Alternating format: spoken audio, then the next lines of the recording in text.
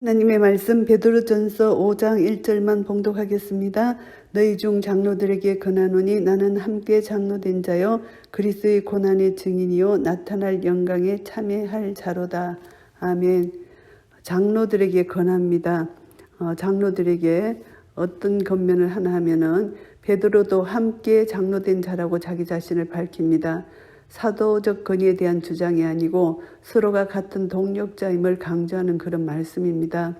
그리스도의 고난의 증인이라는 것입니다. 베드로 자신이 직접 그리스도의 고난을 목격한 증인입니다. 그것을 전가할 책임을 부여받은 사람이라는 것입니다. 나타날 영광에 참여한 자라는 것입니다. 그리스도께서 다시 오실 때 보여줄 영광에 참여한 자라는 것입니다. 그 영광을 베드로는 변화산상에서 목격을 했습니다. 장차 이 말 그 사건 베드로는 이미 보고 그 영광을 참여한 자라는 것입니다. 그래서 너희 중에 양무리를 치되 하나님의 양무리라는 것입니다. 자기의 양이 아니고 하나님의 양이다. 그래서 목자들 장로들에게 권면을 하는데 양은 그리스도의 것이며 하나님의 것이기 때문에 목자장 되시는 그리스도께서 양무리를 돌보는 직임을 장로들에게 이임하셨다는 것입니다. 그래서 베드로는 그리스도께서 부여하신 양무리를 돌보고 양육하는 직임을 다하라고 장로들에게 권면을 하십니다. 그래서 두 가지 마음 자세를 가져야 되는데 첫 번째는 부득이함으로 하지 말고 오직 하나님의 뜻을 쫓아 자언함으로 하라고 말씀합니다. 억지로 하지 말라는 것입니다. 자원하는 마음. 그래서 하나님이 주신 이 직임을 행할 때 인간적인 열심이 아니고 성령님께서 주시는 마음으로 하나님의 뜻에 대해 열심으로 합당하게 이렇게 행해야 된다. 이 말씀을 하시는 것입니다. 자원함으로 하고 그 다음에 더러운 이익을 취하지 말라는 것입니다. 더러운 이익. 이것은 자기가 돈을 벌기 위한 목적. 이렇게 사리사욕을 채우기 위해서 공동체의 재정을 이용하거나 돈을 자기 멋대로 쓰는 것, 이것이 자기 이익을 위한 것이라는 것이죠. 오직 하나님께서 주신 직분을 감당하기 위해서 헌신하는 자세로 임해야 된다는 것입니다. 그래서 오직 즐거운 뜻으로 하라는 것입니다. 하나님의 뜻 가운데 행하는 것이 즐거운 뜻대로 한다는 것이죠. 그래서 자원하는 마음으로 열심을 다하여 자기 유익을 취하지 말고 기쁨으로 감당해야 되는 것이 장로의 직분이라는 것이고요. 맡기온 자들에게 주장하는 자세를 하지 말고 오직 양무리의 본이 되라. 주장하는 자세, 양무리 위에 올라가서 건세를 누리고 이런 자세로 하지만 지배하는 이런 자세를 하지 말라는 것입니다. 양무리는 하나님의 양이시기 때문에 장로직임은 하나님의 은혜로 알려진 것이기 때문에 장로들은 지배를 하거나 다스리는 자세로 양무리를 치는 것은 잘못된 것이다. 단지 겸손한 마음과 정말 온유한 마음으로 모범을 보여서 하나님의 양을 양육하고 돌봐야 된다는 말씀입니다. 그래서 양무리의 본이 되라고 말씀하십니다. 그리하면 목자장이 나타나실 때에 시들지 아니하는 영광의 면류관을 얻으리라. 목자장 우리 주 예수 그리스도가 장차 재림하실 것입니다. 그때 시들지 아니하는 영광의 면류관이라는 이 상급을 받을 것이라는 것이죠. 젊은 자들아 이와 같이 장로들에게 순복하고 다스로 겸손으로 허리를 동이라. 하나님이 교만한 자를 대적하시되 겸손한 자들에게는 은혜를 주시느니라. 젊은 자들에게 부탁합니다. 장로들에게 순복하라고 말씀합니다. 장로들에게 순복하고 겸손으로 허리를 동이라고 말씀합니다. 예수님께서 수건으로 이제 제자들을 발을 씻기신 이것을 우리가 생각할 수가 있습니다. 그래서 예수님이 겸손히 섬기는 그 자세로 젊은이들은 장로들에게 순복하고 다소로 겸손으로 허리를 동이는 겸손의 자세를 여기서 말씀합니다. 하나님은 교만한 자를 대적하신다는 것입니다. 젊은이들이 장로들에게 겸손해야 하는 이유는 하나님이 교만한 자를 대적하시고 겸손한 자들에게는 은혜를 주시기 때문입니다. 그래서 반드시 하나님은 하나님 자신을 의뢰하고 겸손하게 하나님 말씀 뜻에 순종하는 자는 반드시 은혜를 주시고 교만하여 하나님을 대적하는 자에게는 하나님이 그들을 대적하고 심판하신다. 이것을 알 수가 있습니다. 하나님께서는 그러므로 하나님의 능하신 손안에 겸손하라. 때가 되면 너희를 높이시리라. 하나님의 능하신 손 안에서 겸손하라는 것입니다. 그렇게 되면은 때가 되면 하나님께서 높이신다. 하나님의 능하신 손은 하나님이 자기 백성을 구원하시고 악인을 심판하실 때 이 말씀을 종종 사용하셨습니다. 그래서 현재의 고난을 통해서 우리가 겸손하게 될 때 장차 그리스도의 때 재림의 때에 거룩한 자리에 참여하는 영광으로 우리를 바꿔주신다. 현재의 고난을 영광으로 바꿔주신다는 그런 약속의 말씀입니다. 너희 염려를 다 주께 맡겨버리라. 이는 저가 너희를 권고하심이니라. 염려가 있습니다. 이 세상 살 동안 그리스도인들은 많은 염려를 가지고 있습니다. 그러나 그 염려를 다 그리스도께 맡겨라고 말씀하십니다. 그래서 그리스도인들의 관심을 가지고 우리를 돌보시는 전능하신 하나님 손에 모든 걱정, 모든 근심, 위험한 것 이것을 다 그리스도께 맡겨라 이것을 말씀합니다. 그래야만 우리가 평강을 누릴 수 있다는 것입니다. 그래서 염려를 주께 맡기라 했을 때 우리는 이 말씀에 순종해야 됩니다. 내가 할 수 있는 일이 아무것도 없기 때문입니다. 그래서 맡겨버리라. 이것은 던져버리라. 수고하고 무거운 짐진 자들아 다 내게로 오라. 내가 너희를 쉬게 하리라 그러셨잖아요. 하나님께 다 맡겨버리는 것입니다. 그러면 하나님께서 예수님께서 우리를 권고하신다. 돌봐주신다는 것입니다. 그래서 하나님 손에 맡길 때 하나님께서는 권고하신다, 돌봐주신다, 관심을 가지신다는 것입니다. 우리의 염려가 다 주님께로 옮겨졌기 때문에 우리는 평강을 누릴 수가 있다는 것을 여기서 깨닫게 됩니다. 근신하라 깨어라 너희 대적마귀가 우는 사자같이 두루삼키며 두루다니며 삼킬 자를 찾나니. 그래서 근신하라고 말씀하십니다. 영적으로 깨어있으라. 경각심을 가져라는 것이죠. 그래서 우리는 영적으로 근신하고 깨어서 대적마귀를 우리는 이겨야 된다는 것입니다. 그리스도인들이 근신하고 깨어 있어야 하는 이유가 바로 이것입니다. 대적마귀가 삼킬 자를 찾아 두루 다니기 때문입니다. 그래서 사자에 비유하는데 사단의 유혹이 아주 강력하다는 것을 여기서 깨달아 알 수가 있습니다.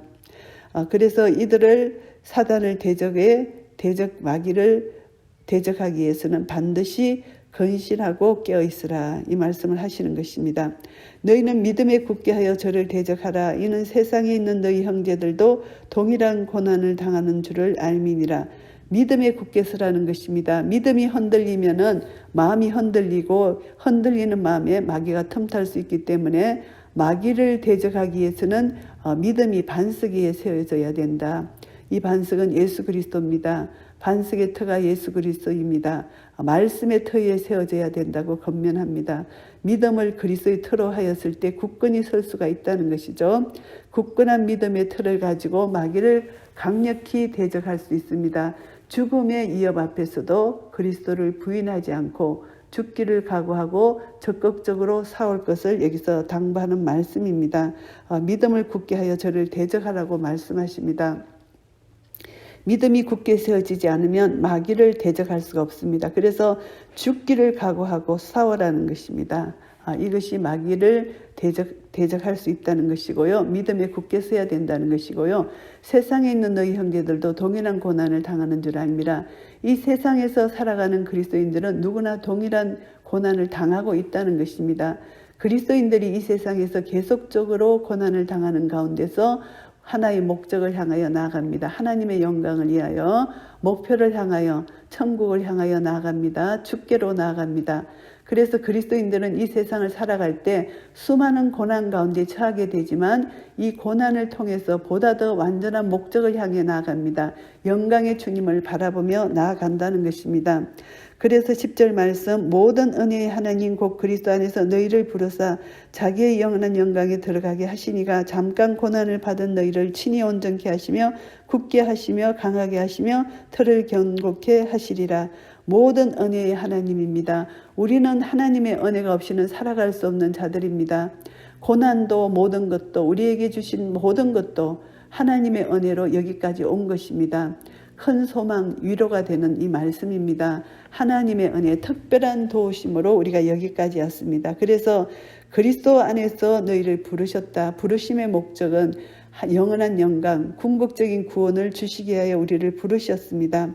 자기의 영원한 영광에 들어가게 하시니 하나님의 영원한 영광에 들어가게 하신 하나님, 우리 주 예수 그리스도께서 잠깐 고난을 받은 너희를 친히 온전케 하신다. 우리의 고난은 잠깐이라는 것입니다. 그러나 우리의 영광은 영원하다는 것을 말씀합니다. 그래서 이 세상에서 잠시 동안 겪는 고난은 그것을 참고 견뎌내면은 영원한 영광에 들어간다. 그래서 이 고난은 영원한 영광과 좋게 비교할 수 없다고 말씀하십니다. 하나님의 도우심은 바로 하나님이 확실히 우리 모든 삶 속에 개입해 주셔서 은혜를 베풀어 주신다는 것입니다. 하나님이 베푸신 은혜로 말미암아 우리를 온전케 해 주신다는 것입니다. 핍박을 받고 박해를 받은 그리스도인들은 온전한 모습으로 회복시켜 주신다는 약속입니다. 그래서 흔들리지 않고 굳게 하신다. 견고하게 세워주신다는 약속입니다. 강하게 하신다는 약속입니다. 봉사하도록 무장시켜 주신다는 것이죠. 우리가 끝까지 주님의 전신갑주를 입고 사탄과 싸워 승리할 수 있도록 우리를 강하게 해주신다는 약속입니다. 틀을 견고하게 하시리라. 우리 믿음의 터 예수 그리스도로 뿌리를 받고 세움을 입어서 믿음에 굳게 서서 감사함이 넘치도록 요동치 않도록 우리를 견고하게 해주신다는 약속을 해주셨습니다. 권력이 세세에 무궁토록 그에게 있을지어다. 아멘. 이 권력 오직 하나님께만 온 우주를 지배하시는 하나님의 권위와 능력을 여기서 말씀합니다. 그래서 권력이 세세에 무궁토록 하나님께 있다는 거 우리가 다시 한번 확신하고 능력의 하나님께 우리는 모든 것을 맡길 수가 있는 것입니다. 12절 말씀, 내가 신실한 형제로 아는 실루아노로 말미암아 너에게 간단히 써서 권하고 이것이 하나님의 참된 은혜임을 증거하노니 너희는 이 은혜에 굳게 서라. 형제 실루아노에게 2차 전도 여행 때 동행했던 자입니다. 그래서 이 실루아노에게 이제 간단히 써서 권한다는 이 말씀을 하는데요. 베드로가 지금까지 건면한 모든 것이 하나님 은혜라고 말하고 있습니다. 지금까지 건면한 그리스도인들의 모든 삶 속에서 하나님께서 개입하셨고 보호해 주셨고 인도해 주셨다는 것을 말씀합니다. 그래서 앞으로도 그리스도인들이 살아가는 삶 자체가 하나님의 은혜이며 그리스도인들은 그 은혜 안에서 뿌리를 내려서 흔들림 없이 굳게 설 수 있다는 것을 말씀하고 있습니다. 그래서 이 은혜에 굳게 서라. 하나님 은혜만을 사모하고 모든 것이 하나님의 은혜인 것을 고백하고 나아가는 것입니다. 함께 택하심을 받은 바벨론에 있는 교회가 너희에게 문안하고 내 아들 마가도 그리하느니라. 바벨론에 있는 교회, 이것은 바벨론은 온 세상을 상징하는 은유적 표현으로 로마로 보는 것이 가장 타당합니다. 내 아들 마가도 그리하느니라. 마가는 바울과 바나바가 떠난 후에 베드로의 동력자가 되었습니다. 마가는 베드로가 아들이라고 부르잖아요. 마가가 이제 바울과 바나바가 떠난 후에 베드로의 동력자가 되었는데 베드로가 마가를 내 아들이라 한 것은 바울이 디모데를 아들이라 부른 것과 마찬가지로 영적 아들이라는 것입니다. 그래서 이 마가는 바나바의 조카입니다. 그래서 마가 요한이라고도 하는데 바울이 1차 전도 여행 때 동행했으나 2차 전도 여행 때는 동행치 않았습니다. 그 후에 이제 바울이 투옥되자 바울을 시종든 것이 또 마가였습니다. 너희는 사랑의 입맞춤으로 피차 문안하라. 그리스도 안에 있는 너희 모든 이에게 평강이 있을지어다. 사랑의 입맞춤으로 피차 문안하라. 초대교회 때는 이렇게 인사법이 입맞춤이 인사법이었습니다. 그리스도 안에 있는 너희 모든 이에게 평강이 있을지어다. 평강은 하나님이 주시는 것입니다. 그래서 평강으로 시작해서 평강으로 끝을 맺습니다. 우리 하나님의 사람은 하나님 나라가 임했고 하나님 나라를 누리고 하나님 나라를 증거해야 됩니다. 그래서 평강은 그리스도 안에 있을 때 평강을 누릴 수 있고 그리스도 안에 있을 때 평강을 전할 수 있고 평강을 또 많은 사람들과 함께 나눌 수 있습니다. 그래서 그리스도 안에 거할 때 이 평강을 소유할 수 있다는 것을 다시 한번 깨닫게 됩니다. 베드로전서 5장 말씀을 정리하겠습니다. 마지막 권고와 인사 말씀인데요. 1절부터 6절까지는 장로에 대한 권면이고 또 젊은이들에 대해서 권면의 말씀을 주십니다. 장로들은 양무리를 부득이함으로 하지 말고 하나님의 뜻을 쫓아 자언함으로 섬기고 더러운 이익을 취하지 말고 즐거움으로 섬기라는 것입니다. 그래서 오직 주장하는 자가 되지 말고 그들을 지배하는 자가 되지 말라는 것이죠. 오직 양무리의 본이 되라는 것입니다. 그래야만 목자장 우리 주 예수 그리스도가 나타나실 때에 시들지 아니하는 영광의 면류관을 얻을 수 있다는 것을 말씀하십니다. 젊은 자들에게는 장로들에게 순복하고 겸손하라고 말씀해 주십니다. 하나님은 교만한 자를 대적하시고 겸손한 자들에게 은혜를 주시기 때문입니다. 그래서 겸손하게 섬기라는 것이고요. 그리고 7절부터 14절까지는 일반 교인들에게 주시는 권면인데요. 염려가 있습니다. 우리 그리스도인들도 염려를 다 주께 맡겨버리라는 것입니다. 예수님께서 하나님께서 너희를 권고해 주시기 때문이라는 것입니다. 돌봐주신다, 보호해 주시기 때문에 다 수고하고 무거운 짐을 예수께로 맡기라는 것입니다. 그리고 건신하고 깨어라는 것입니다. 건신하지 않으면 대적마귀가 우는 사자같이 삼킬 자를 찾다가 삼키게 된다는 것입니다. 그러니까 건신하고 깨어 있어서 믿음에 굳게 서서 사탄을 대적하라는 것입니다. 수비 공격 다 하라는 것이죠. 하나님의 전신갑주를 입고. 그래서 많은 믿음의 형제들이 이 세상에서 동일한 고난을 받았다는 것입니다. 우리만 받는 고난이 아니라 믿음의 사람들은 다 이런 고난을 받는다. 예수 그리스도의 이름 때문에 하나님의 영광 때문에 이 고난을 받을 수밖에 없다. 그러니까 깨어서 건신하여 마귀를 대적하는 그런 삶을 살아라. 그러기 위해서는 믿음에 굳게 서라는 것입니다. 지금까지 살아온 모든 것이 모든 은혜, 하나님의 은혜였다.